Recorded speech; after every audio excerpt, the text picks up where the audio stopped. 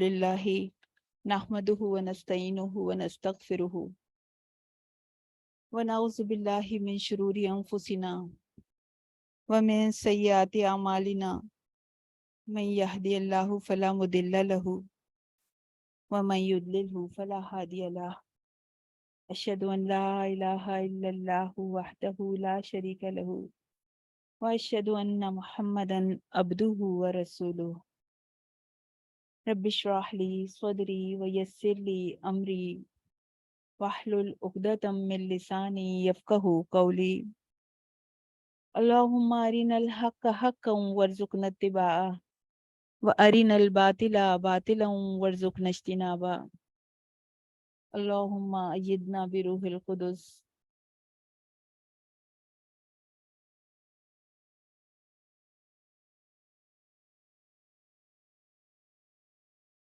آپ لوگ کو آواز ٹھیک آ رہی ہے؟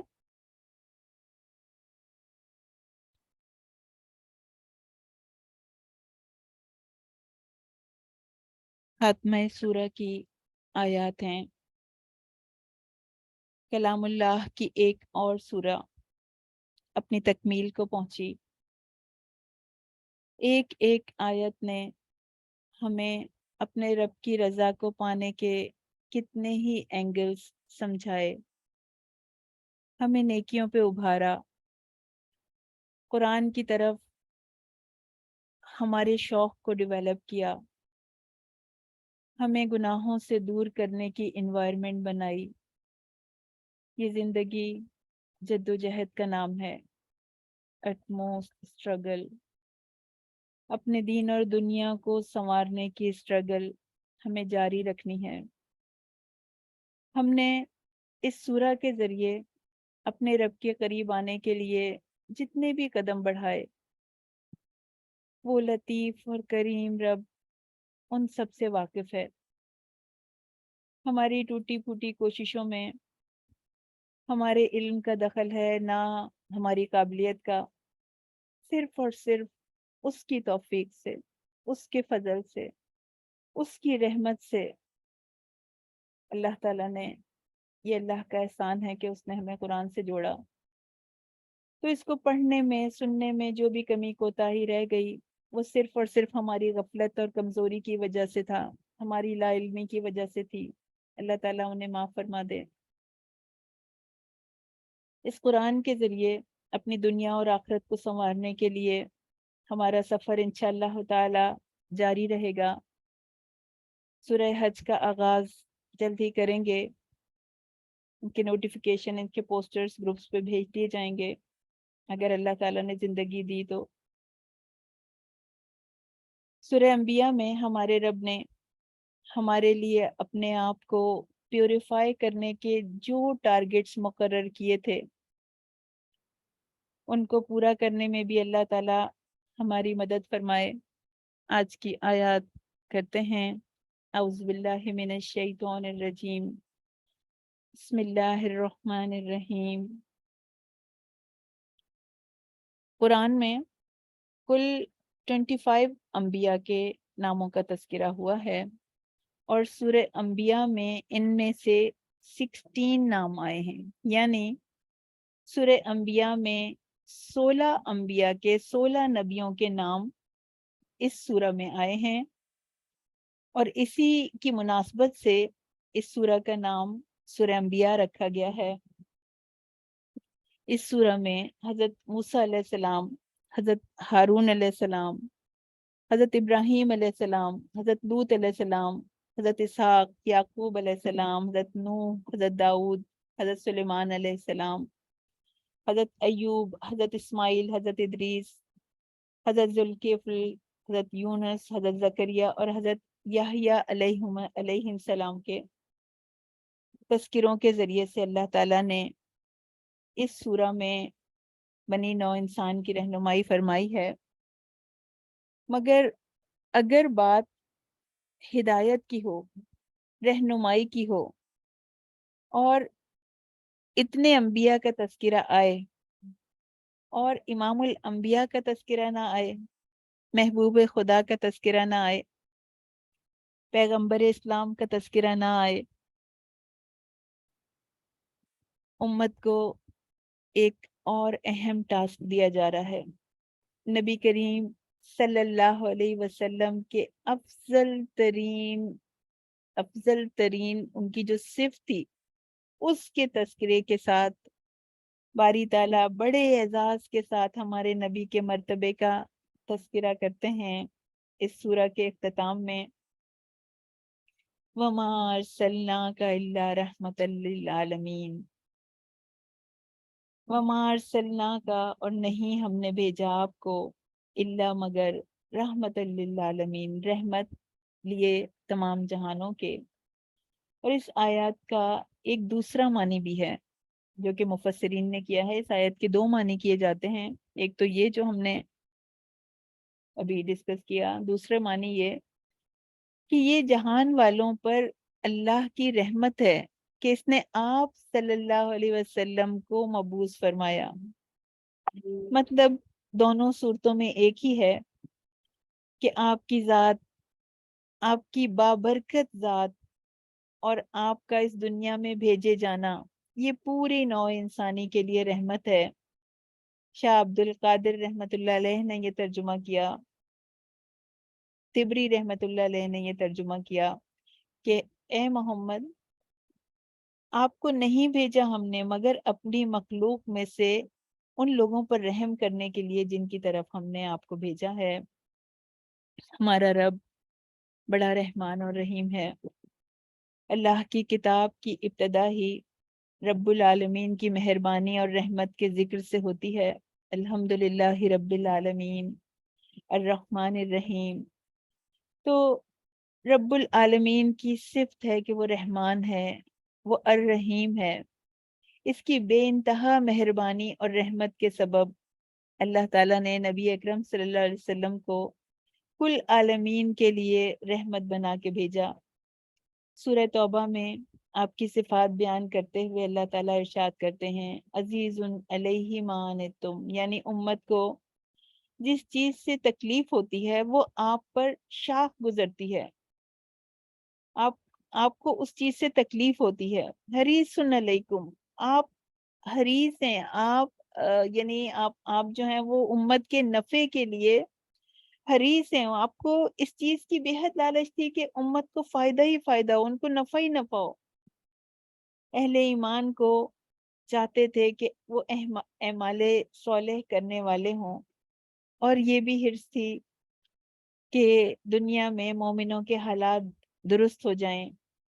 وَبِالْمُؤْمِنِينَ رَءُوفٌ الرَّحِيمٌ, یہ بھی آپ کی صفت کا تذکرہ ہوا ہے کہ آپ اپنی امت کے ساتھ شفقت کرنے والے تھے. رحمت کا تعلق تھا آپ کا اپنی امت کے ساتھ. صرف اتنا تعلق نہیں تھا کہ بس آپ نے ایک بات کہہ دی اور پھر بے تعلق ہو گئے. ایک قلبی تعلق تھا, دلی تعلق تھا. تو ہم میں سے جو بھی رحمت للعالمین کی رحمت کو پانا چاہے تو اس کو اپنے رسول کو فالو کرنا ہوگا. اللہ نے ان کو ہمارے لیے رول ماڈل بنایا ہے. سورہ کے اختتام کے ساتھ ساتھ اللہ تعالیٰ ہمیں یہ ہماری توجہ دلا رہے ہیں سنت کی پیروی کی طرف. تو ہمیں بھی ان جیسا بننے کی کوشش کرنی ہے, ان کی سنت کے مولڈ میں اپنے آپ کو ڈھالنا ہے. آپ اپنے اندر ہمیں ان جیسا درد پیدا کرنے کی کوشش کرنی ہے, ویسا خلوص, ویسی دوسروں کے لیے خیر خواہی. ایٹ لیسٹ کوشش تو کر سکتے ہیں. جب بھی ہمارے سامنے آپ کی ہمت حوصلے کی بات آئے, صبر استقامت کی بات آئے, محبت کی بات آئے, شفقت رحمت کی بات ہو, اس کو ہمیں اپنے اندر بھی فائنڈ آؤٹ کرنا ہے اور پھر اس کو پریکٹس کرنا ہے. کیونکہ کسی چیز کو حاصل کرنے کے لیے اس کو پریکٹس کرنا پڑتا ہے. یہی ہمارا on going practical home work ہوگا جو ہمیں زندگی بھر نہیں بلانا. آپ نبی کریم صلی اللہ علیہ وسلم کیسے تھے؟ امت کو اگر کسی چیز سے تکلیف ہوتی تھی آپ بھی اس میں شریک ہوتے تھے. جس کسی کو کوئی تکلیف پہنچتی آپ اس پر پڑھا کرتے تھے. صحابہ کو کوئی تکلیف ہو جاتی تھی تو آپ ان کے لیے فکر مند ہوتے تھے, ان کی عیادت کے لیے تشریف لے جاتے تھے, ان کو دوا بتاتے تھے, ان کو کوئی مریض ہوتا تھا اس کو تسلی دیتے تھے، کوئی کسی غم میں ہوتا تھا تو اس کی ڈھارس بندھاتے تھے۔ رسول اللہ صلی اللہ علیہ وسلم کے اخلاق ایسے تھے کہ ان کے اخلاق سے اتنی شفقت اور رحمت ٹپکتی تھی، جبھی تو رحمت للعالمین تھے۔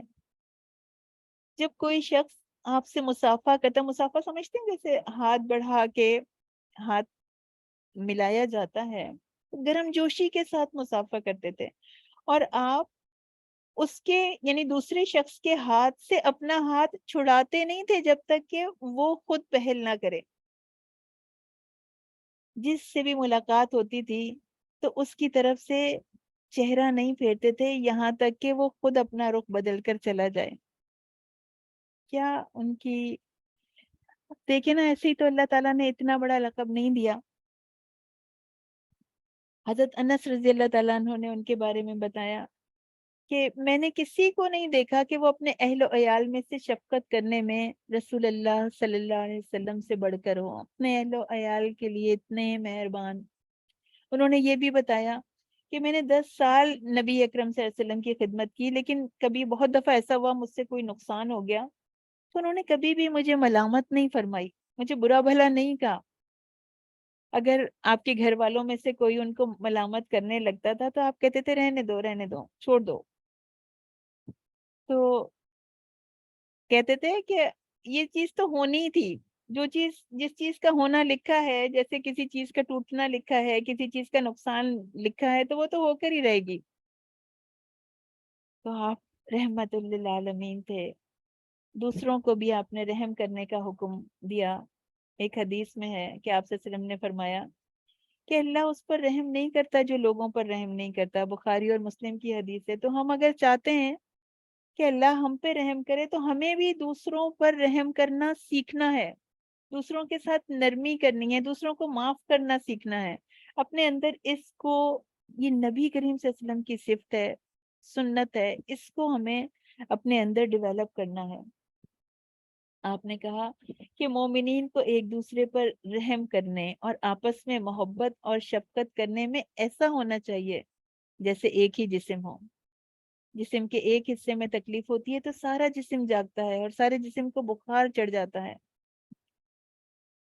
مومن اس طرح آپس میں ہو، ایک کی تکلیف دوسرے کو اس طرح محسوس ہو۔ ایک اور حدیث میں ہے کہ اس شخص کے دل سے رحمت نکال دی جاتی ہے جو بدبخت ہو۔ مشکات المصابی کی یہ حدیث ہے۔ حضرت عبداللہ بن عمر رضی اللہ تعالیٰ عنہ بیان کرتے ہیں کہ رسول اللہ صلی اللہ علیہ وسلم نے ارشاد فرمایا کہ رحم کرنے والوں پر رحمان رحم فرماتا ہے، تم زمین والوں پر رحم کرو تو آسمان والا تم پر رحم کرے گا، یعنی کرو مہربانی تم اہل زمین پر، خدا مہربان ہوگا عرش بری پر۔ حضرت ابن عباس رضی اللہ تعالیٰ عنہ نے بیان کیا کہ وہ شخص ہم میں سے نہیں جو ہمارے چھوٹوں پر رحم نہ کرے اور ہمارے بڑوں کی عزت نہ کرے اور اچھی باتوں کا حکم نہ دے اور برائیوں سے نہ روکے۔ مشکات المصابی کی حدیث ہے، 423 اس کا پیج نمبر ہے۔ تو ہمارے اسلام ایک مولڈ ہے، سنت ایک مولڈ ہے، وہ ہمارا تزکیہ کرتا ہے، ہمیں پیوریفائی کرتا ہے، ہمیں ایٹیکیٹ سکھاتا ہے کہ کیسے ہوتے ہیں مومن۔ صحیح مسلم میں ہے کہ آپ کی خدمت میں عرض کیا گیا کہ یا رسول اللہ آپ مشرکین کے لیے بد دعا کیجئے، تو آپ نے فرمایا کہ میں لعنت کرنے والا بنا کے نہیں بھیجا گیا، رحمت بنا کے بھیجا گیا ہوں۔ مشکات المصابی کی یہ بھی حدیث ہے۔ طائف کا واقعہ آپ سب کو پتا ہے، اتنی تکلیف پہنچائی انہوں نے، اتنی اذیت پہنچائی، لیکن ان کے لیے نہ بد دعا کی اور کہا میں امید کرتا ہوں کہ ان کی نسل سے ایسے لوگ پیدا ہوں گے جو مسلمان ہوں گے، اللہ کو ماننے والے ہوں گے، اللہ کی وحدانیت کا اقرار کرنے والے ہوں گے۔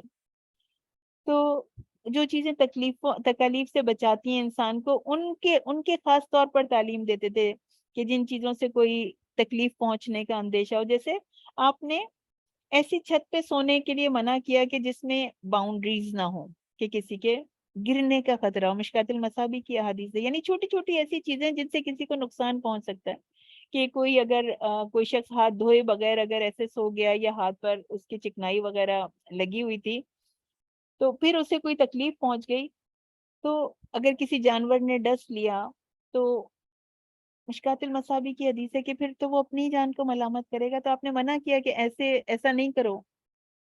آپ نے یہ بھی فرمایا کہ تم میں سے کوئی شخص رات کو سونے کے بعد بیدار ہو کر ہاتھ دھوئے بغیر جو ہے وہ یعنی اس کو پانی میں ہاتھ نہ ڈالے، نہ کچھ کھائے. ہو سکتا ہے کوئی ناپاک چیز لگ گئی ہو سکتا ہے کوئی زہریلا جانور گزر گیا ہو، بخاری مسلم کی حدیث ہے. تو مومنین پر رحم کرنے والے تھے. وَبِالْمُؤْمِنِينَ رَءُوفٌ الرحیم وَرَحْمَةٌ لِّلَّذِينَ آمَنُوا مِنْكُمْ، اور آپ ان کے لیے ایک رحمت تھے جو تم میں سے ایمان لائے. تو ہم پہ لازم ہے کہ ہم ان کا اتباع کریں. ایمان لانے والے، عمل صالح کرنے والے ڈائریکٹلی اللہ کی رحمت میں داخل ہو جاتے ہیں. جیسے اللہ تعالیٰ نے حضرت لوط علیہ السلام کے بارے میں فرمایا تھا وَأَدْخِلْنَاهُ فِي رَحْمَتِنَا إِنَّهُ مِنَ الصَّالِحِينَ، جو صالحین ہوگا، جو صالحین میں شامل ہوگا وہ اللہ کی رحمت میں داخل ہو جائے گا. حضرت ایوب کے لیے اللہ تعالیٰ نے فرمایا رحمتم من عندنا، ہماری طرف سے اس کے لیے رحمت. اسماعیل علیہ السلام، ادریس علیہ السلام، ذوالکفل کے لیے فرمایا وَأَدْخِلْنَاهُمْ فِي رَحْمَتِنَا إِنَّهُمْ مِنَ الصَّالِحِينَ. جو صالح ہوگا، جو صالحین میں شامل ہوگا، اللہ اس کو اپنی رحمت میں داخل فرمائیں گے. اور نبی آخر زماں کو، ہمارے نبی کو تو اللہ تعالیٰ نے سراپا رحمت للعالمین کے اعزاز سے نوازا. وَمَا أَرْسَلْنَاكَ إِلَّا رَحْمَةً لِلْعَالَمِينَ. رحمت للعالمین کی رحمت عام ہے، سب کے لیے ہے. آپ نے اس ساری دنیا کو جو کفر اور شرک کی دلدل میں پھنسی ہوئی تھی، آپ نے ان کو حق کی طرف بلایا. اس وقت سے لے کے آج تک کروڑوں انسان اور جنات ہدایت پا چکے ہیں. ساری دنیا تباہی کے دہانے پہ کھڑی تھی، لیکن آپ نے ایمان کی ہوا چلا دی، توحید کی روشنی پھیلا دی. اور جب تک دنیا میں اہل ایمان رہیں گے قیامت نہیں آئے گی. حدیث میں آتا ہے، صحیح مسلم کی حدیث ہے کہ قیامت قائم نہیں ہوگی مگر جب تک کہ دنیا میں اللہ اللہ کہا جاتا رہے گا. یعنی قیامت مسلمانوں پر قائم نہیں ہوگی، قیامت کافروں پر قائم رہے گی. جب سارے مسلمان اس دنیا سے چلے جائیں گے تب کافروں کے اوپر قیامت قائم کی جائے گی. آسمان، زمین، چرند پرند، نباتات، قیامت آئے گی تو کچھ بھی نہیں رہے گا. تو سب کی بقا جو ہے وہ اہل ایمان کی وجہ سے ہے. ایمان کی دولت کس سے ملی؟ رحمت للعالمین سے. تو انسان کے لیے سب سے بڑی رحمت اسلام ہے. ہمارے نبی لے کر آئے نا، یہ دین رحمت ہے، دستور رحمت ہے، ضابطہ رحمت ہے، ضمانت رحمت ہے. رحمت کی گارنٹی ہے اس کے لیے جو اسلام لایا. جو بھی اسلام کے قلعے میں داخل ہو گیا، جس نے توبہ کر لی، عمل صالح پہ جم گیا، تو اس کے لیے یہ دنیا بھی جنت بن جائے گی اور آخرت میں بھی اس کے لیے ہمیشہ ہمیشہ کی کامیابی ہے.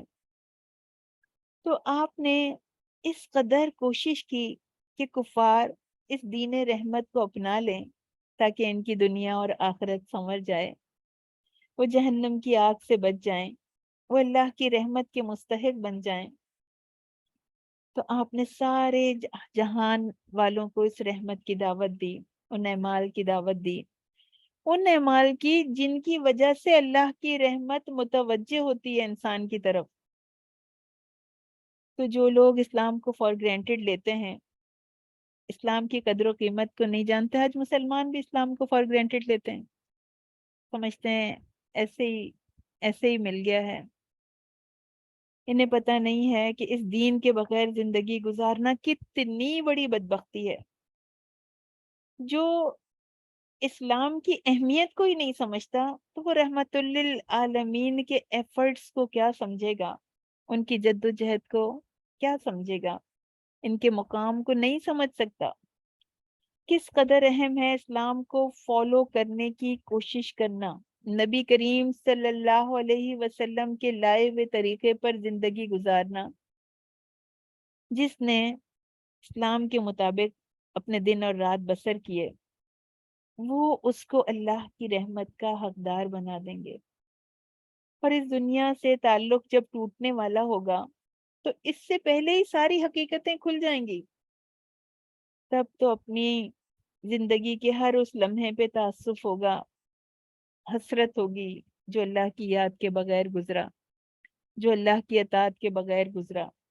سورہ مومنون کی آیت 9900 ہے، حتی اذا جاء احدهم الموت، جب تم میں سے کسی کے پاس موت آتی ہے، قالا، وہ کہتا ہے، رب ارجعونی، اے میری رب مجھے واپس بھیج دے، مجھے تھوڑی مہلت اور دے دے، مجھے دنیا میں بھیج دے. کیوں؟ تاکہ میں جو کچھ چھوڑ آیا ہوں، لعلی اعمل صالحا، میں اس میں کوئی نیکی کر لوں. یہ تو ایک بات ہے جو کہتا ہے کہنے والا، کسی کو مہلت نہیں ملی، کسی کو ٹائم نہیں ملا. جو زندگی میں رحمت للعالمین کے دین رحمت سے دور رہا، وہ دنیا کے لحاظ سے کتنا بھی کامیاب ہو، در حقیقت ناکام ہے. جس نے نبی کے طریقے کو فالو نہیں کیا تو اب تو اس کے لیے سختیاں ہی سختیاں ہیں، حسرتیں ہیں، پشیمانیاں ہیں، بٹرنس ہے، تلخی، ریگریٹس ہیں، مایوسیاں ہیں، ڈس اپوائنٹمنٹس. اللہ نے رحمت للعالمین کو اس لیے بھیجا کہ لوگ اللہ کی وسیع رحمت میں داخل ہو جائیں، قرآن و سنت کو اپنا امام بنا لیں، زندگی ضائع نہ کریں خواہشات کے پیچھے بھاگتے بھاگتے، کھیل تماشوں میں، انٹرٹینمنٹس میں، ڈراموں میں، فلموں میں، سوشل میڈیا پر سارا کا سارا وقت ضائع ہو گیا. وقت ہی نہیں ملا نیکیوں کے لیے، اس وقت کو نیکیوں میں کنورٹ ہی نہیں کیا، یا پھر دنیا کے کمفرٹ حاصل کرنے کے چکر میں ہمیشہ ہمیشہ کے لیے ڈسکمفرٹس خرید لیے. اور وہ وقت جب وہ آگ میں داخل ہونے والے ہوں گے. سورہ الانعام کی آیت ہے 27، وَلَوْ تَرَىٰ، کاش تم انہیں دیکھو، اذا وقفوا، جب وہ کھڑے کیے جائیں گے، علی النار، آگ کے اوپر، آگ میں ڈالے جانے والے ہوں گے. فقالوا، تو وہ کہیں گے، یا لیتنا نردو، اے کاش ہم واپس بھیج دیے جائیں، ولا نکذب بآیات ربنا، ہم اپنے آیات، اپنے رب کی آیات کو نہ جھٹلاتے. ہم واپس، ہمیں بھیج دیا جائے تو ہم اپنے رب کی آیات کو نہیں جھٹلائیں گے، ہم اس قرآن کے مطابق اپنی زندگی کو گزاریں گے، ہم نیکیاں جمع کریں گے. وَنَكُونَ مِنَ الْمُؤْمِنِينَ، ہم مومن بن کے رہیں گے، ہم ایمان والے بن کے رہیں گے، ہم باعمل مسلمان بن کے رہیں گے. مگر کیا کسی کو یہ موقع ملے گا؟ ہرگز نہیں. بس ابھی ملا ہوا ہے، ابھی ہم اس کی قدر کر لیں. ربما یود الذین کفروا لو کانوا مسلمین، ایک وقت ایسا آئے گا جب لوگ تمنا کریں گے کہ کاش وہ لوگ جنہوں نے کفر کیا وہ تمنا کریں گے کاش وہ مسلمان ہوتے. تو نہ دنیا میں فلاح پائی نہ آخرت میں. تو پھر یہاں سے جانے کے بعد تو ہر منزل بڑی کٹھن ہے، اب کچھ نہیں ہو سکتا، اب نادم ہونے کا کوئی فائدہ نہیں، اب حسرتوں کا کوئی فائدہ نہیں. اگر زندگی میں نبی کریم صلی اللہ علیہ وسلم کے لائے ہوئے طریقے کی قدر کی ہوتی، ان کی پکار پر لبیک کہا ہوتا، تو بہت اس وقت انجام بدل سکتا تھا. تو اس وقت فیصلہ ہمارے ہاتھ میں. کاش ہم با عمل مسلمان بن جائیں، پریکٹسنگ مسلم بن جائیں، تو دنیا اور آخرت دونوں میں رحمت پالیں گے. اللہ تعالیٰ نے اپنی رحمت کو پہنچانے کے لیے رحمت للعالمین کا انتخاب فرمایا. آپ کے توسط سے لوگوں کو، دنیا والوں کو اسلام ملا ہے، اور اس کے لیے آپ نے اپنی تمام توانائیاں خرچ کر دیں، اپنا وقت سارا کا سارا اس میں لگا دیا، اپنی صلاحیتیں اسلام کے نفاذ کے لیے لگا دیں. تو جس نے توبہ کر لی اور عمل صالح پر جم گیا تو اللہ کی رحمتوں کا مستحق ہو جائے گا. اور اللہ تعالیٰ کیا فرمائیں گے؟ سورہ فرقان کی آیت ہے، اپنی رحمت سے اس کی برائیوں کو نیکیوں سے بدل دیں گے. تو اللہ کے پاس رحمت کے خزانے ہیں، مومنوں کے لیے رکھے ہیں، اللہ تعالیٰ نے عمل کرنے والوں کے لیے رکھے ہیں. اور آپ کے ذریعے سے تمام عالم کو اپنے رب سے کنیکٹ ہونے کا موقع ملا. وہ کتاب رحمت ملی جس کے ذریعے سے ہم نے اپنے رب کی پہچان کی ہے، جس کے ذریعے سے خالق کا قرب حاصل کیا جاتا ہے. کتاب ہدایت ہے، رحمت ہے. اس کے بارے میں اللہ تعالیٰ فرماتے ہیں سورہ یونس میں آئے تھے وَهُدًى وَرَحْمَةٌ لِّلْمُؤْمِنِينَ. ہدایت بھی ہے اور رحمت ہے ایمان والوں کے لیے. قُلْ بِفَضْلِ اللَّهِ، کہہ دیجئے کہ اللہ کے فضل سے، وہ بھی رحمت ہی اور اس کی رحمت سے، وہ بھی ذَلِكَ فَلْيَفْرَحُوا، چاہیے کہ وہ اس پہ خوشیاں منائیں. جو جتنا وقت اس کتاب کے ساتھ لگایا ہے، ان آیات کے ساتھ لگایا ہے، اس پر غور و فکر کرنے میں لگایا ہے، چاہیے کہ وہ اس پہ خوشیاں منائیں. هُوَ خَيْرٌ مِّمَّا يَجْمَعُونَ، یہ ان سب سے بہتر ہے جو وہ جمع کرتے ہیں. تو پیغام ہدایت بھی ہے، رحمتوں کا، برکتوں کا سورس بھی ہے، یہاں اور وہاں کی سکسیس پانے کا ذریعہ بھی ہے، اللہ کے قرب کی ضمانت بھی ہے. آپ صلی اللہ علیہ وسلم کی پہنچائی ہوئی ہدایت کی وجہ سے ہی ایک باپ شفقت اور محبت کا پیکر بنا. نبی نے سمجھایا کہ مسلمان بیٹا کیسا ہوتا ہے، کیسے وہ ادب اور فرما برداری کی تصویر ہوتا ہے. نبی کریم صلی اللہ علیہ وسلم نے بتایا کہ مسلمان بیٹی کس طرح شرم و حیا کرنے والی ہوتی ہے، اطاعت اور محبت اس میں کوٹ کوٹ کے بھری ہوتی ہے. ماں کس طرح اولاد کے لیے قربانی اور ایثار کا نمونہ بنتی ہے، اپنی اولاد کی تعلیم و تربیت کے لیے اپنے سارے وسائل لگا دیتی ہے. مسلمان بیوی کیسے دکھ درد بانٹنے والی ہوتی ہے، وفا کرنے والی ہوتی ہے، فیملیز کو جوڑنے والی ہوتی ہے. شوہر کا کردار سمجھایا، پورے گھر کی ذمہ داری اس کے اوپر ڈالی. بیوی کا خیال کرنے والا ہو، کیئر کرنے والا ہو، بچوں کے ایمان اور کردار کے بارے میں فکر مند ہو، اس کی تعمیر کرنے والا ہو. ہر فرد کو اس کی ذمہ داریاں سمجھا دی، ہر چیز کا شعور دیا ہمیں. تو ایسی زندگی صرف اور صرف رحمت للعالمین کی رحمت ہی کی وجہ سے وجود میں آئی ہے، جس میں صرف انسانوں کا بھلا نہیں ہوتا بلکہ حیوانوں کے حقوق کا بھی خیال رکھا جاتا ہے. نبیوں، رسولوں، فرشتوں کے لیے بھی آپ رحمت ہیں، جنات اور انسانوں کے لیے بھی رحمت ہیں، مومنین اور کافرین کے لیے بھی نعمت ہیں، اور حیوانات، نباتات اور جمادات کے لیے بھی رحمت ہیں. جتنے عالم ہیں، جتنی چیزیں ان عالموں میں داخل ہیں، آپ سب کے لیے رحمت ہیں. تو آپ کی رحمت کی بدولت انسان سکھ اور راحت پاتے ہیں. سب سے پہلے آپ کی رحمت کے سائے میں عرب آئے. تو جب وہ آپ کی رحمت کے سائے میں آئے تو آپ ان کی زندگی کے دکھ اور غم سمٹ گئے. پھر وہ اسلام کی شمع کو لے کے تمام دنیا میں پھیل گئے. دنیا حیران تھی، آسمان حیران تھا کہ روئے زمین پر کبھی ایسے انسان تو پیدا ہی نہیں ہوئے. مگر آج ہماری بدنصیبی ہے کہ مسلمان اپنے طریقے سے ہٹ گئے ہیں. جب اپنے راستے سے ہٹے تو اللہ کی رحمت سے محروم ہو گئے. تو آج اگر ہم نے اللہ کی رحمت کو پانا ہے تو ہمیں قرآن و سنت کی طرف پلٹنا ہوگا، ہمیں رحمت للعالمین کے طریقے کی طرف پلٹنا ہوگا. قل، آپ کہہ دیجئے، آپ سے کہلوایا جا رہا ہے، انما، بے شک، یوہا الیہ، بے شک میری طرف وحی کی جاتی ہے. اللہ تعالی نبی اکرم صلی اللہ علیہ وسلم کی زبان سے کہلوا رہے ہیں کہ ان سب کو بتا دو. اللہ نے اپنے کلمات کو پہنچانے کے لیے نبی اکرم کو وحی کا شرف عطا فرمایا. ہم تک اللہ کی کلمات ان کے ذریعے سے پہنچے. اللہ نے اپنے کلام کو ان کے دل پر القاء کیا. ان کے ذریعے سے سب کو، ساری دنیا کو، رہتی دنیا کو، تا قیامت تک جو لوگ آئیں گے وہ نبی کریم صلی اللہ علیہ وسلم کے ذریعے سے پہنچائی ہوئی وحی سے فائدہ اٹھائیں گے.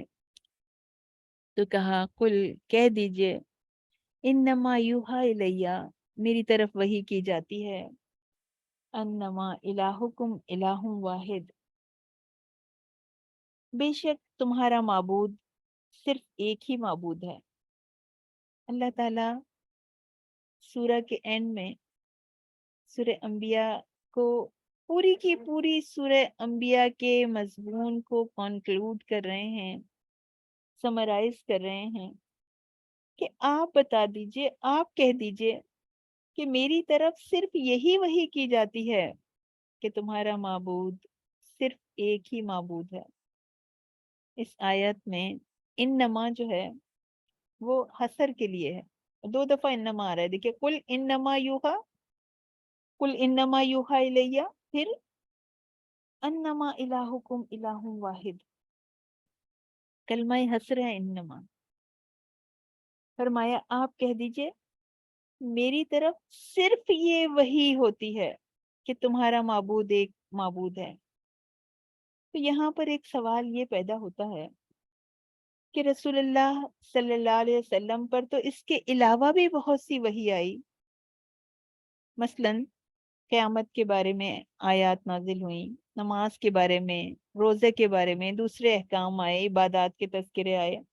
تو یہ کیوں کہا جا رہا ہے کہ میری طرف صرف ایک وحی آتی ہے اور وہ یہ ہے کہ تمہارا معبود صرف ایک ہے، الہکم الہ واحد؟ مفسرین اس کا جواب یہ دیتے ہیں کہ پوری شریعت کا خلاصہ یہ ہے کہ ہمارا کام صرف ایک معبود کی عبادت ہے، ہمارا کام ایک مالک کی اطاعت ہے، ایک مالک کی غلامی ہے، وہ جو حکم دے اسے ہمیں بہرحال کرنا ہے، جس چیز سے اس نے ہمیں منع کیا اس سے ہمیں باز رہنا ہے، اپنی ہر ضرورت ہم نے اسی سے مانگنی ہے، کیونکہ وہی پورا کر سکتا ہے، وہی اس کی قدرت رکھتا ہے کہ ہر ضرورت کو پورا کر دے، اسی پہ بھروسہ کرنا ہے، اسی سے امید رکھنی ہے۔ اور تمام انبیاء کی یہی دعوت تھی۔ سورہ انبیاء آیت 25 میں بھی آیا وَمَا أَرْسَلْنَا مِن قَبْلِكَ مِن رَسُولٍ إِلَّا نُوحِي إِلَيْهِ أَنَّهُ لَا إِلَٰهَ إِلَّا أَنَا فَاعْبُدُونِي، اور ہم نے آپ سے پہلے کوئی رسول نہیں بھیجا مگر اس کی طرف ہم یہ وحی کرتے تھے کہ أَنَّهُ لَا إِلَٰهَ إِلَّا اللَّهُ، أَنَّهُ لَا إِلَٰهَ إِلَّا أَنَا، میرے سوا کوئی معبود نہیں ہے، فَاعْبُدُونِي، تم میری عبادت کرو۔ تو اللہ تعالی ہمیں اس فوکس کی طرف لے کے آ رہے ہیں کہ اللہ کے اوپر ہمارا فوکس ڈیولپ ہو جائے، ہم اللہ سینٹرڈ ہو جائیں، ایک معبود کا یقین دل سے رکھیں۔ یہ وہ کلمہ ہے نا، لا الہ الا اللہ محمد الرسول اللہ، یہ وہ کلمہ ہے جس کو پڑھ کے کوئی شخص اسلام کے قلعے میں داخل ہوتا ہے، اسلام کی عمارت میں داخل ہوتا ہے، اسلام کے سائے میں آ جاتا ہے، امت کے اندر شامل ہو جاتا ہے۔ تو اللہ تعالیٰ فرمانے کل انما یوحا الیہ، آپ انہیں اپڈیٹ کر دیجئے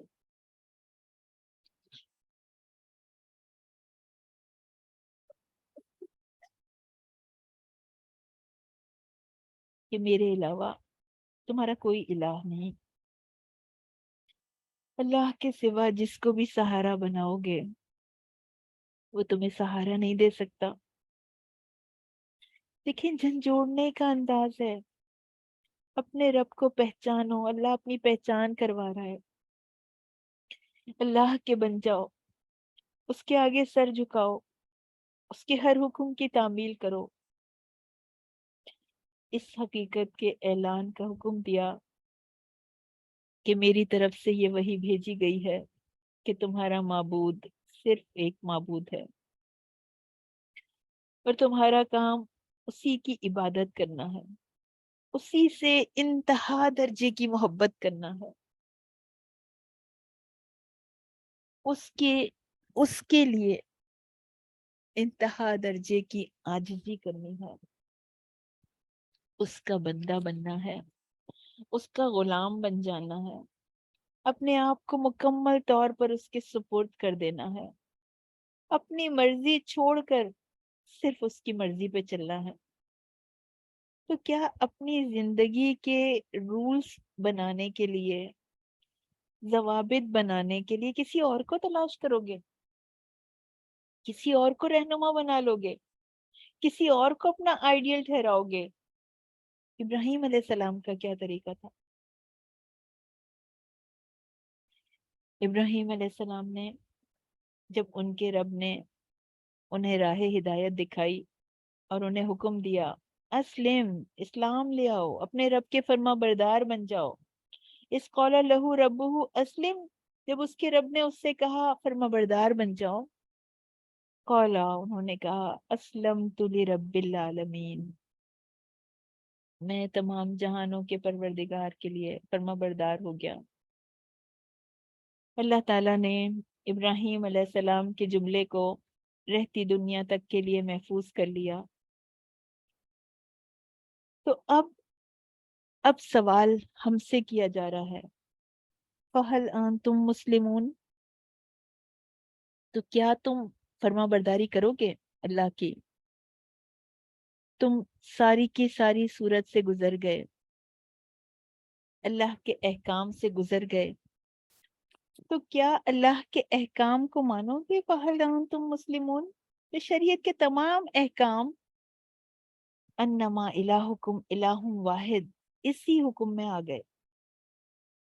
اگر تم یہ چاہتے ہو کہ تمہاری شخصیت، تمہارا کردار، تمہارا خاندان، تمہارے شہر، تمہارے ملک، ان سب کی تاریکیاں روشنی میں بدل جائیں، تو تمہیں کیا کرنا ہوگا؟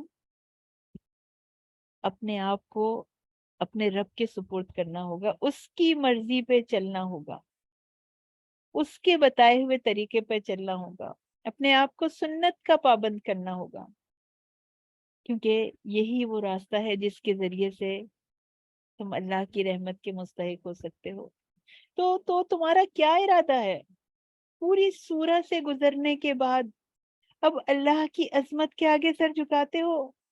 فَهَلْ أَنْتُمْ مُسْلِمُونَ، کیا تم اپنے آپ کو اس کے سپرد کرتے ہو؟ اس کی مرضی کو اپنی مرضی پر فوقیت دینے کے لیے تم تیار ہو؟ فَهَلْ أَنْتُمْ مُسْلِمُونَ، کیا تم مکمل طور پہ فرما بردار بننے والے ہو؟ کیا فرما برداری کرو گے؟ اللہ کا یہ سوال مجھ سے بھی ہے اور آپ سے بھی۔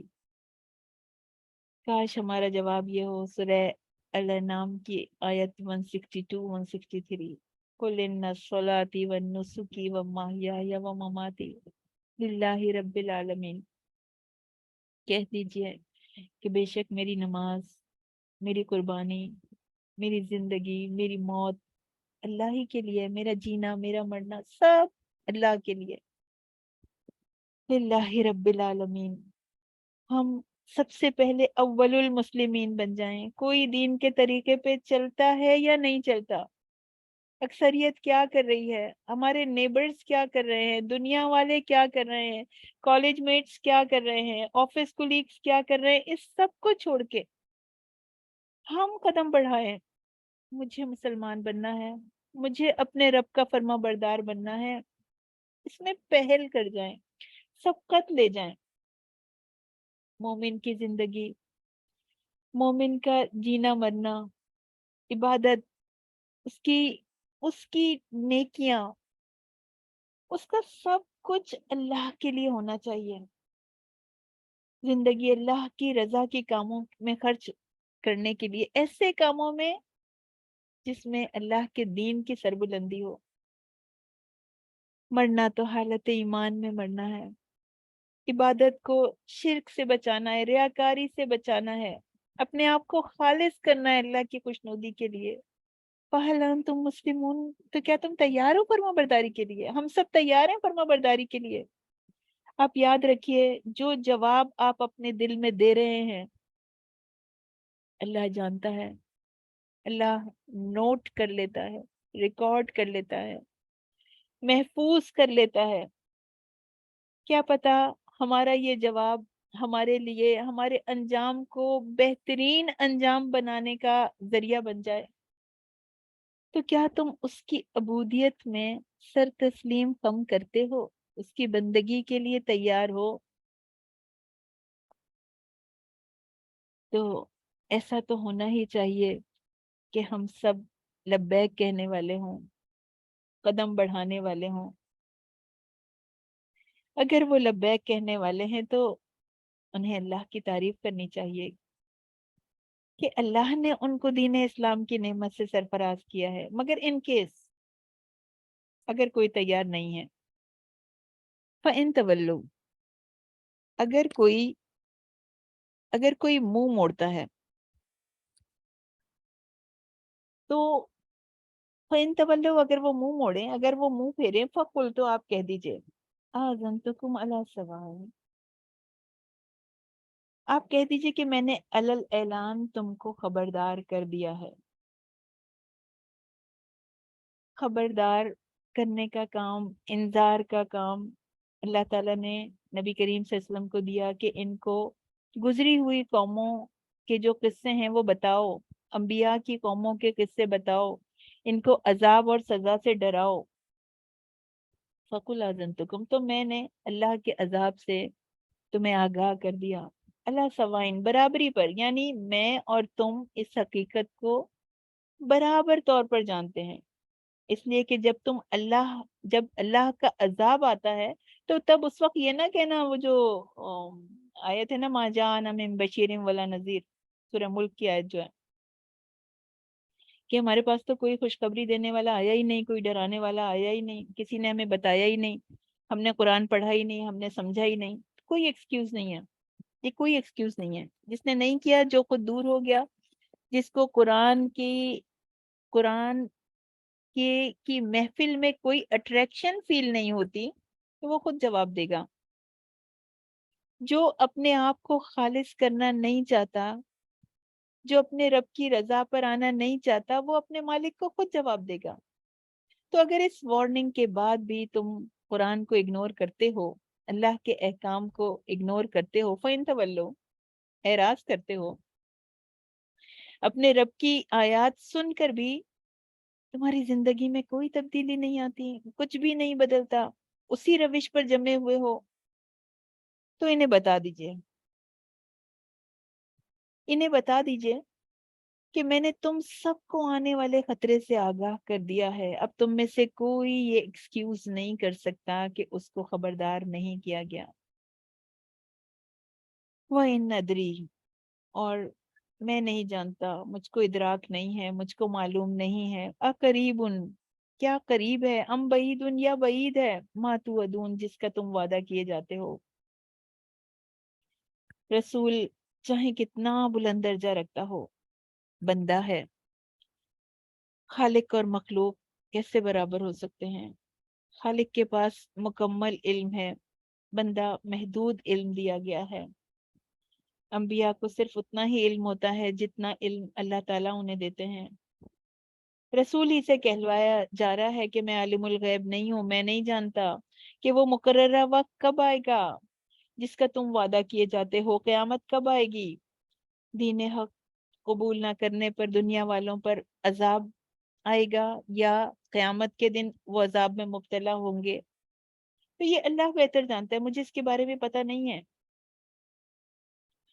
وَإِنْ أَدْرِي قَرِيبٌ أَمْ بَعِيدٌ مَا تُوعَدُونَ، یعنی توحید سے منہ موڑنے کی وجہ سے عذاب آنا کمپلسری ہے، مگر مجھے یہ معلوم نہیں ہے کہ تم سے جس دنیا کے یا آخرت کے عذاب کا وعدہ کیا جا رہا ہے وہ قریب ہے یا دور، کیونکہ اس کا ٹھیک وقت تو اللہ کے سوا کسی کو معلوم نہیں۔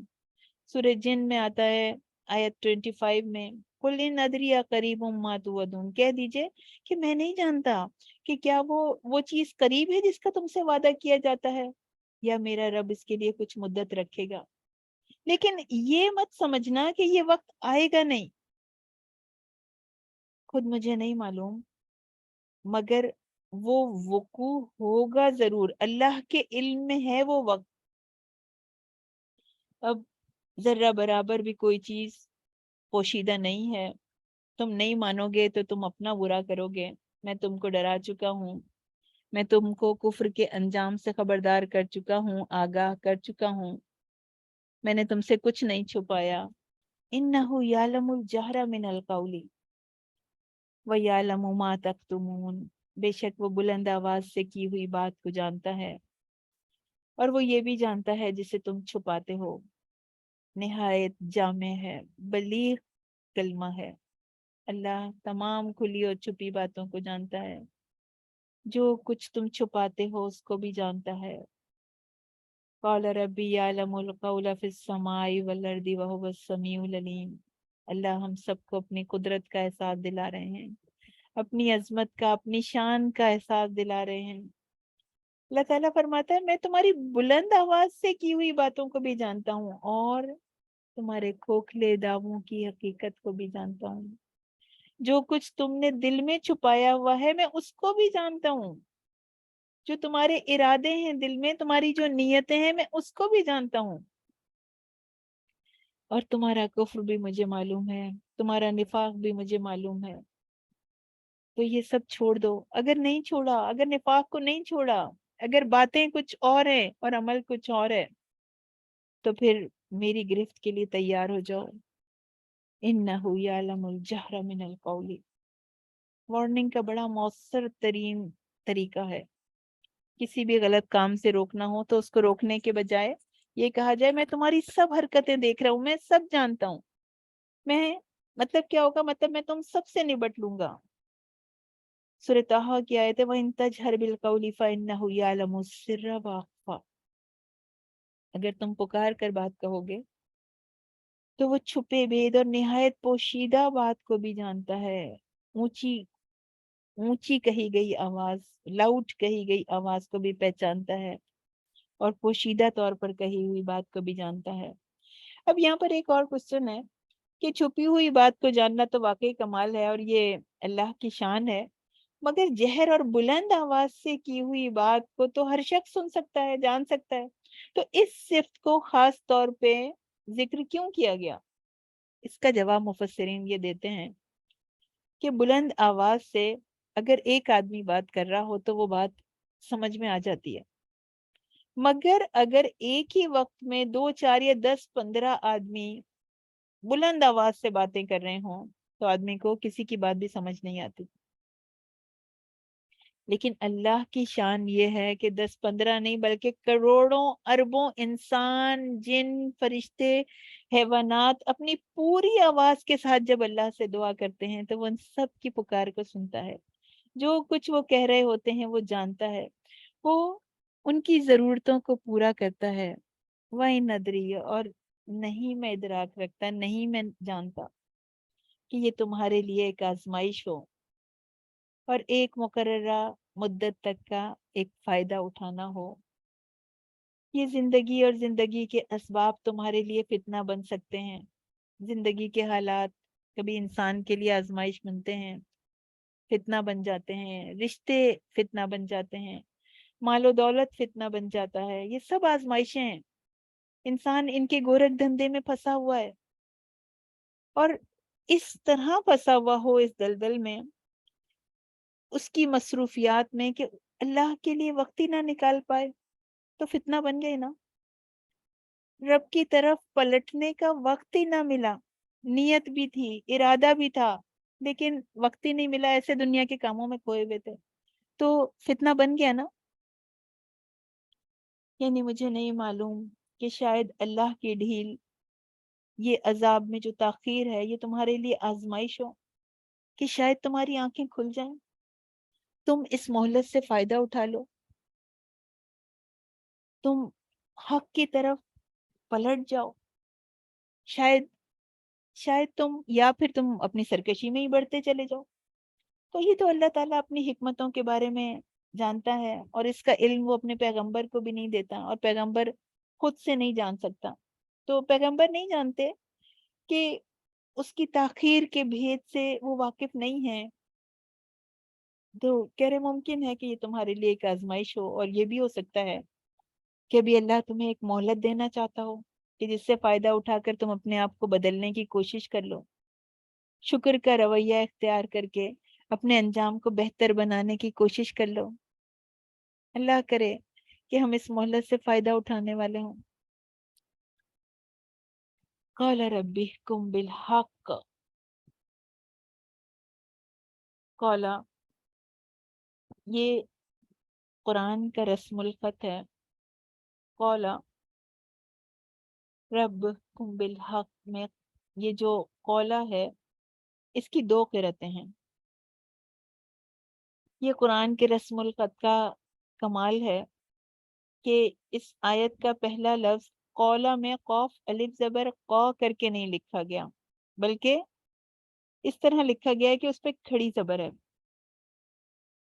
تو اس میں دو قرتیں ہیں. ایک قرت میں ہے کہ یہ قل بھی ہو سکتا ہے، یعنی امر کا صیغہ بھی ہو سکتا ہے، جس کے معنی ہے کہ اللہ تعالیٰ نبی کریم صلی اللہ علیہ وسلم کو حکم دے رہے ہیں کہ آپ یہ کہیں جو اس آیت میں بیان کیا گیا ہے. اور دوسری قرت جو ہمارے ہاں رائج ہے وہ یہ ہے کہ یہ ماضی کا صیغہ ہے قولا، جس کے معنی ہے کہ اللہ تعالیٰ فرماتے ہیں کہ ہمارے اس رسول نے کہا، یعنی ان کفار نے ان کو جو اذیتیں دی ان کے مقابلے میں یہ کہا قال ربکم بالحق، اس نے کہا، رسول اکرم صلی اللہ علیہ وسلم نے کہا، اے میرے رب احکم بالحق، حق کے ساتھ فیصلہ فرما دے. پہلے انبیاء پر جب مشکلات آئیں تو انہوں نے بھی اپنے رب کو پکارا. لوگوں کی طرف سے انہیں جو اذیتیں دی گئیں ان کو ان کی توحید کی وجہ سے پریشان کیا گیا، ان کی نیکیوں کی وجہ سے ان پر ملامت کی گئی، ان کے خلوص کے باوجود ان کی تحقیر کی گئی. جب محبتوں کے جواب میں، نیکیوں کے جواب میں، گڈ ڈیڈ کے اگینسٹ جب انسان کو برا بھلا کہا جاتا ہے، جب اس کا مذاق اڑایا جاتا ہے، جب سب مل کر یہ ثابت کرتے ہیں کہ تم غلط ہو، اس کو ڈیگریڈ کیا جاتا ہے، تو ایمان والے شدید دلی اور ذہنی تکلیف میں مبتلا ہو جاتے ہیں. اور جب تکلیف ہو انسان کو ذہنی اور قلبی تو وہ اللہ کے آگے اپنا دامن پھیلا دے. شعیب علیہ السلام نے دعا کی، سورہ اعراف کی آیت 89، ربنا افتح بیننا و بین قومنا، اے ہمارے رب ہمارے درمیان اور ہماری قوم کے درمیان حق کے ساتھ فیصلہ کر دے. وانت خیر الفاتحین، اور تو سب فیصلہ کرنے والوں میں سب سے بہتر ہے. تو ہمیں بھی بتایا جا رہا ہے کہ جب تم کو اپنے دین کی وجہ سے مشکلات میں ڈالا جائے تو اللہ کو پکارو. جب بھی کوئی دائی ایسے حالات سے دوچار ہو تو وہ دعا کر سکتا ہے. مشکلات کا حل ہے اپنے رب کو پکارو. نبی کریم صلی اللہ علیہ وسلم نے بھی یہ دعا کی. قولا جو ہے وہ دعا کے معنی میں. حضرت صلی اللہ علیہ وسلم نے کہا ربکم بالحق، اے اللہ آپ جانتے ہیں میں نے اپنی طرف سے کوئی کمی نہیں کی، میں نے کوئی کسر نہیں چھوڑی، مگر ان کا ظلم وقت کے ساتھ ساتھ بڑھتا چلا گیا. ربکم بالحق، اے میرے رب حق کے ساتھ فیصلہ فرمائیے. آپ میرے مخالفین اور میرے درمیان حق کے ساتھ فیصلہ فرما دیجئے. دنیا کی نگاہیں حق و باطل کی اس کشمکش کو دیکھ رہی ہیں. الہی آپ ایسا فیصلہ فرما دیجئے جس سے حق کا حق ہونا واضح ہو جائے اور باطل کا باطل ہونا ثابت ہو جائے. اور پھر اپنے یقین کا تذکرہ کیا جا رہا ہے، اپنے رب کی قدرت کا تذکرہ کیا جا رہا ہے کہ تم نہیں جانتے ہمارے رب کو. وَرَبُّنَا الرَّحْمَنُ الْمُسْتَعَانُ عَلَىٰ مَا تَصِفُونَ، ہمارا رب تو وہ رحمان ہے، وہ بے حد مہربان ہے جس سے ان باتوں پر مدد طلب کی جاتی ہے جو تم بیان کرتے ہو. وہی خدائے رحمان ہے جو اپنے بندوں کے حالات کو جانتا ہے، ان کے دلوں کے حال کو جانتا ہے اور ان پر اپنا کرم فرماتا ہے. ہم تو ذات واحد کے ماننے والے ہیں. ہم تمہاری طرح کسی اور کے در پہ سر نہیں جھکاتے. اس کے دربار سے ہم سب کچھ پاتے ہیں، اپنے رب کے دربار سے ہمیں سب کچھ ملتا ہے. جو کچھ تم ہماری مخالفت میں کرتے ہو یا کہتے ہو، ہم اس کے لیے بھی اللہ سے مدد کے طلبگار ہیں. اسی سے درخواست کریں گے۔ آج بھی کفار اسلام کے خلاف حسد اور عناد رکھتے ہیں، دشمنی رکھتے ہیں، اللہ کی کتاب کو مٹا دینا چاہتے ہیں، جلا دینا چاہتے ہیں۔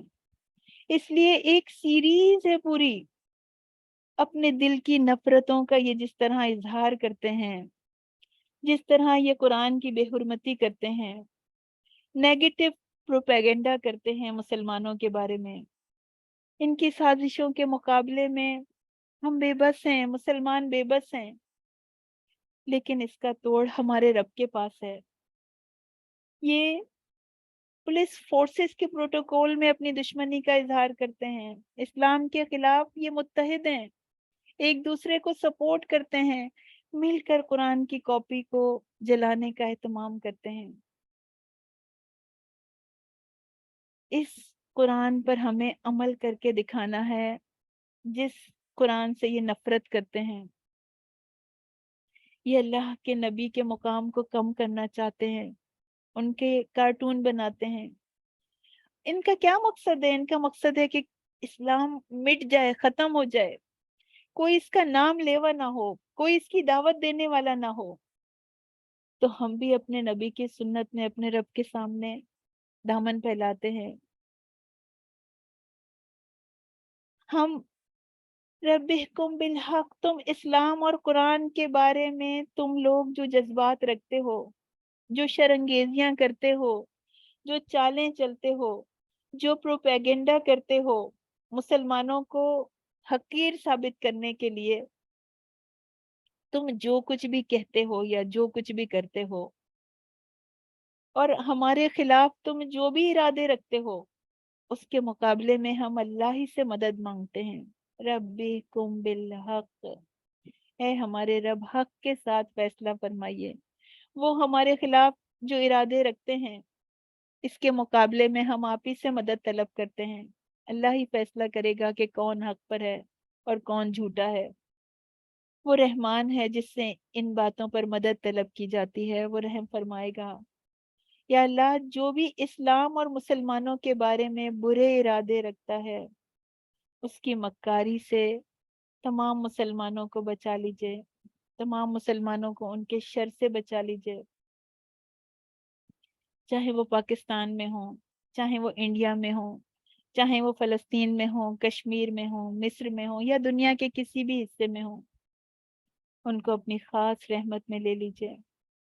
وآخر دعوانا والحمد للہ رب العالمین۔ اللہ تعالی تمام مسلمانوں کو قرآن کی محبت میں اکٹھا فرما دے، ان کے دلوں کو جوڑ دے، ان کے دلوں میں آپس میں محبت ڈال دے، اور ہمیں ایسا مسلمان بنا دے جیسا کہ وہ ہمیں دیکھنا چاہتا ہے۔ ہمیں قرآن کو سمجھنے کی توفیق عطا فرما دے، ہمیں اپنی زندگی کے قیمتی لمحات اس کتاب کے ساتھ گزارنے کی توفیق عطا فرما دے، ہمارے دلوں پر قرآن کی عظمت کو کھول دے، ہم سب کو قرآن پر عمل کرنے والا بنا دے۔ قرآن تو وہ ہے نا جس کے بارے میں کہا جاتا ہے جو مسلمان قاری نظر آتا ہے، حقیقت میں ہے قرآن۔ ہمیں قرآن پر اس طرح عمل کرنے والا بنا دے جیسے ہمارے نبی کریم صلی اللہ علیہ وسلم نے عمل کیا تھا۔ یا اللہ، ہم سب کے لیے بہت آسانیاں فرما دیجئے، ہم سب کے سارے دنیا کے مسائل بھی حل کر دیجئے۔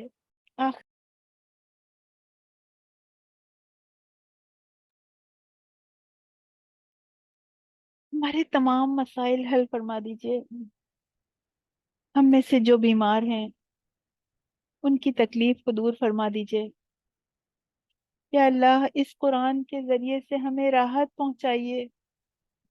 یا اللہ، نزا کے عالم کو ہمارے لیے آسان فرما دیجئے، ہمیں ایمان کی زندگی گزارنے کی توفیق دیجئے، ہمیں ایمان پر موت عطا فرمائیے۔ ایسی حالت میں ہماری روح قبض کیجیے گا کہ ہماری زبان پر کلمہ ہو، ہماری زبان پر قرآن کی آیات ہوں، اور ہمیں اس سخت ترین دن میں، قیامت کے دن میں ہمیں تنہا نہیں چھوڑیے گا۔ اس دن کی گھبراہٹوں سے ہمیں محفوظ کر دیجیے گا، طمانینت عطا کر دیجیے گا، جس دن سب خوف کا شکار ہوں گے، غم کا شکار ہوں گے۔ یا اللہ، ہمیں ان لوگوں میں شامل کر دیجیے جن کو آپ نے اس زمین کا وارث بنایا ہے، ہمیں اپنے نیک بندوں میں شامل کر دیجیے۔ ہم میں سے ہر ایک آپ کی راہ میں جو بھی کوشش کر رہا ہے، یا اللہ اس میں ان کوششوں میں برکت ڈال دیجیے، ان میں اپنی خاص رحمت ڈال دیجیے۔ لا ہماری غلطیوں کو درگزر فرما دیجیے، ہمارے عیبوں کو ڈھانک لیجیے، اس کتاب کے ذریعے سے ہمارا تزکیہ فرما دیجیے، ہمیں اپنے کام کا بنا لیجیے۔ اللہم رحمتک ارجو، اے اللہ ہم آپ کی رحمت کے امیدوار ہیں۔ فلا تکلنی الی نفسی طرفۃ عین، ہمیں ایک لمحے کے لیے بھی ہمارے نفس کے حوالے مت کیجیے گا۔ وَأَصْلِحْ لِي شَأْنِي كُلَّهُ، ہمارے تمام کاموں کی اصلاح فرما دیجیے۔ لا الہ الا انت، آپ کے علاوہ ہمارا کوئی نہیں ہے۔ یا اللہ، ہمارے دلوں کو اس قرآن کی روشنی سے منور کر دیجیے۔ یا اللہ، ہمارے گناہوں کو بخش کر دیجیے۔ یا اللہ، ہم آپ سے جنت کا سوال کرتے ہیں، جنت الفردوس کا سوال کرتے ہیں۔ یا اللہ، ہم آپ سے سوال کرتے ہیں کہ ہمارے نفس میں سے، ہماری سماعت میں، ہماری نگاہ میں، ہماری زندگی میں، ہماری موت میں، ہمارے عمل میں برکت عطا کر دیجیے۔ اللہ، آپ ہماری نیکیوں کو قبول فرما لیجیے۔ ربنا تقبل منا انک انت السمیع العلیم وتب علینا انک انت التواب الرحیم۔ السلام علیکم ورحمۃ اللہ وبرکاتہ۔